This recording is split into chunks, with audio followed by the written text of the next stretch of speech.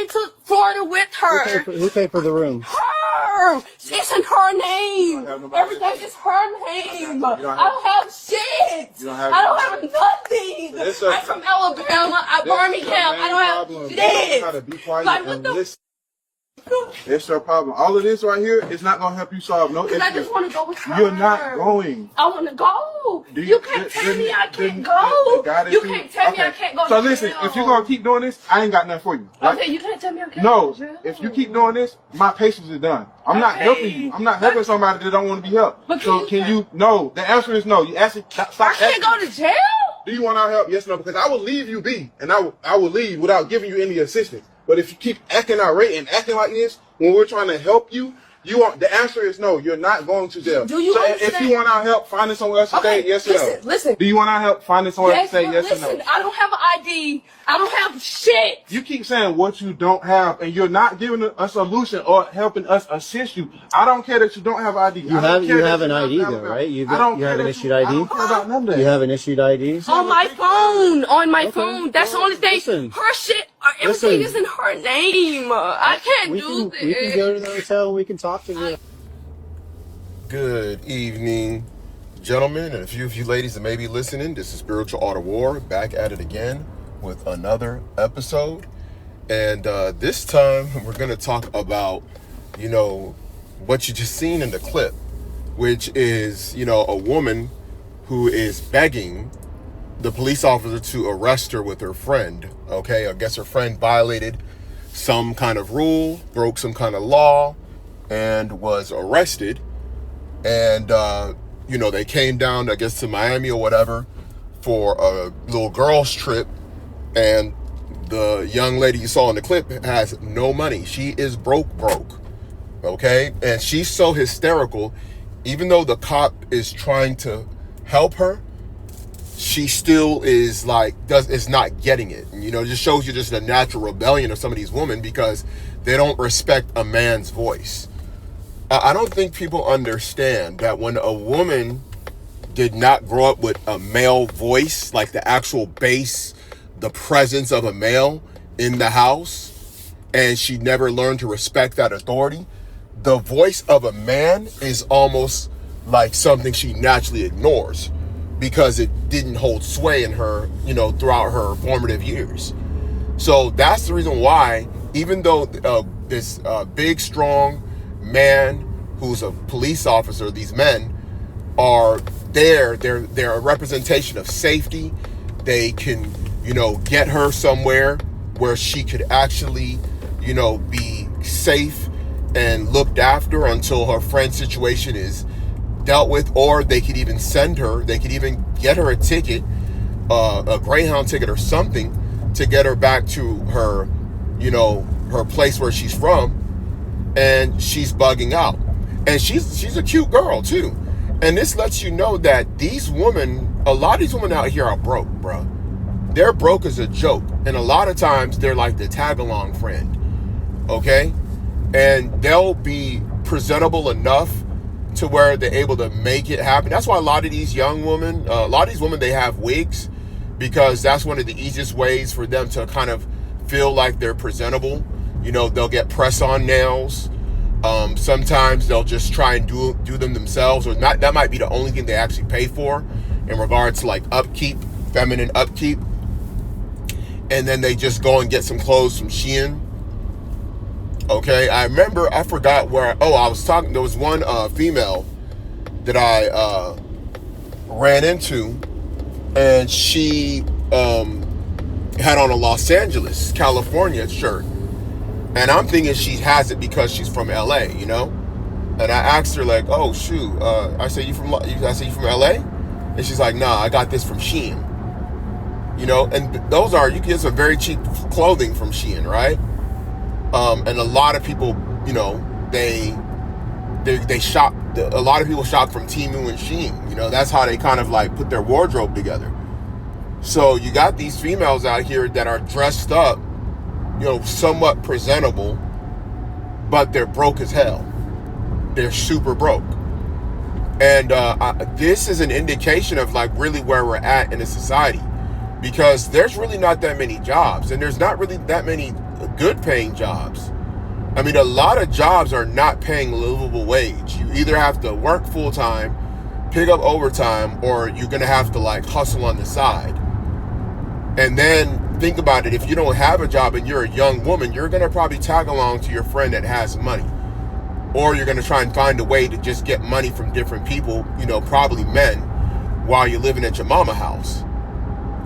Okay? Or living with your auntie. A lot of these women, they living with their aunties. They live in, you know, if they don't get along with their mama, they might live with their grandma. They might live with a sibling, but they don't got no extra cash. And all they doing is just paying for their little cell phone bill. Okay? They'll get one of those cell phone bills, a Metro PCS phone with a, you know what I'm saying? And they'll just pull up. And there's a lot of wind or something. Yeah, so they'll just get that, and then that's how they'll survive, you know? And it's very unfortunate, because it's not something really to kind of like all the way laugh at. You know, this is more of a social commentary that I'm kind of observing. But this is the future of a lot of females, bro. And that's because, you know, women in this society, particularly black women, they have not been taught the importance of building with a man. You know, and this harms them. It harms a lot of young men from this perspective in that they don't have a helpmeet. They don't have somebody they can build with as well. So a lot of men are kind of like having to grind on their own, you know, and if they don't have that work ethic, that drive, that determination, they're not going to really be able to survive on their own. And in a lot of ways, you know, you are in cities where there's just not many job opportunities. You know, the job opportunities are limited. So some of these people, they're going to really have to like move, you know, in order to find better opportunity. And, you know, for a lot of young men and women, you know, the main thing is for them is, and to just to survive, they better hope they have good friends and that they're a good friend. Because the roommate thing is like one of the main ways that they're going to have to survive, is like doing the roommate thing. And then kind of like encouraging and building each other up, or living with a sibling, a good sibling, one that doesn't take advantage, or they don't take advantage of. Because that's part of the situation with people that come from a, you know, a survivalist, dog-eat-dog mentality where they grew up. And they're very much used to using people. And with a girl like her, ain't no telling what that relationship is, because we don't see the other woman. We don't know if that's like a stud relationship, because you got these older studs, they'll go get these younger women that are broke, and they'll take them out on trips, and these women ain't got no kind of money. They fully relying on them. And then if something happens like that, they have no way out, you know? I think in a situation where you have a woman that has no money, you know, that's kind of a liability in of itself for you too, if she's not generating no income. You know, because what if you're in a situation and you need to get bailed out? You want your woman to be holding something to bail you out. You know what I'm saying? Her knowing that whatever she uses, you'll give her back. You know, especially depending on how you have your financial arrangement with her. You know what I'm saying? So a lot of times, and that's why you hear these stories about these women. They'll go hit up an ex for some money. They'll go sell their body to go get some money to help bail their man out. They'll do whatever they can to get their man out, because those women don't be having the money like that. You know, it be really be happening like that, man. And you see the situation, you know, with her. She really wanted to get taken into prison, you know, with her, into jail with her, that is, you know. She's like, I ain't got nowhere to go. You don't understand. I don't got nothing. These women be broke, bruh. And that's why they be projecting brokenness onto men. Really what it is, you got broke women that are mad that there's men that don't have money to give to them, so they just call them broke as a form of like social shaming. You know, they're gonna shame you because you're broke and, you know, you ain't got it. But really, if you look at their situation, they ain't got it either. You know, I mean, I see a woman, I know a woman right now, I mean, she works her tail off. Like, she really be working. But she got like, she don't really got a nice car. Like, she got an old whip. And you know, she probably just paying all that money towards like maybe just her living or her feminine upkeep. You know what I'm saying? And she had, you know, vehicle problems like some time ago. Because I seen her driving her vehicle, and she was like, had the hazards on, something was wrong with it. She had to go into the gas station. I guess she had one of her people come and help her out. But, you know, it's really tough out here, bro. It ain't like it was 15, 20 years ago. You know? And right now, with these trade wars going on, with this tariff stuff going on with Trump, ain't no telling how that's going to have a ripple effect on, you know, the price of goods that will be gotten. I mean, if you go to other countries, I don't think people understand, and this is why it's people that travel know this. People that actually are connected to people from other countries know this. People that come from backgrounds where you might have relatives, or maybe you're from a recent immigrant background where you talk to people or you know the price of certain goods. A lot of like big time consumer goods that people buy over here, they're like 50 to 100% more, you know, than what it would be here. So if you want to go get like a brand new iPhone, in a lot of these countries, you're paying like a heavy tariff for that item. So you're paying more than what an American will pay. Even for cars, even for certain vehicles. You know, there are certain vehicles that are like way more expensive. You want to buy a BMW in Australia, you're going to pay out the wazoo. You're going to pay big time. You know, Americans are known for paying the lowest prices for a BMW. You know? But you went to Australia, that stuff was way higher. You know what I'm saying? We're talking about Porsche prices, basically. A lot of people wouldn't know that living over here. In fact, I think the BMW just drove right by me. So a lot of people understand that, like, it's not what you think when you think about this American dollar and cost of goods and tariffs. You know? It ain't what you people think, man. People don't understand that people in other countries know what they're battling in regards to cost of living and surviving. Here, we're just now feeling what people feel in a lot of these other countries where things are so expensive. You know what I'm saying? Where things are so expensive that people are resorting to, I think I made a comment that the future of a lot of these young teenagers that are in high school right now, their future is approaching like living like they're in Colombia. You know? We're talking about Colombia style living where the young men will pursue more of a life of crime, and the woman will be, you know, selling their bodies in whatever, you know, city center to the highest bidder. That's kind of where things are going. And you could see it. The handwriting's on the wall. You know? And of course, we know this country has political scapegoats. We know who the political scapegoats are in this country. They're not going to blame the white elite, the bourgeoisie. They're not going to blame the bankers. They're not going to blame these corporations like BlackRock buying up all the housing and inflating the prices of domains in which people would love to live. Okay, so you got people, and I guarantee you those women, when they went down to Miami, they were probably selling box. You know what I'm saying? Because think about it. Why would a girl travel and be broke going to Miami if there's not a money thing at play? It has to be. I'm telling you, like, because this is what these girls do, man. If you're familiar with the underworld, you know, and I knew a lot of people in the underworld back in the day, like, and how they operated, you know, like some deep stuff, like, and you'll get girls, they'll travel, you know, they'll travel to these different cities, you know. Back in the Backpage and Craigslist days, yeah, girls that would travel to different cities and they would like sell, you know, they would, you know, sell their bodies.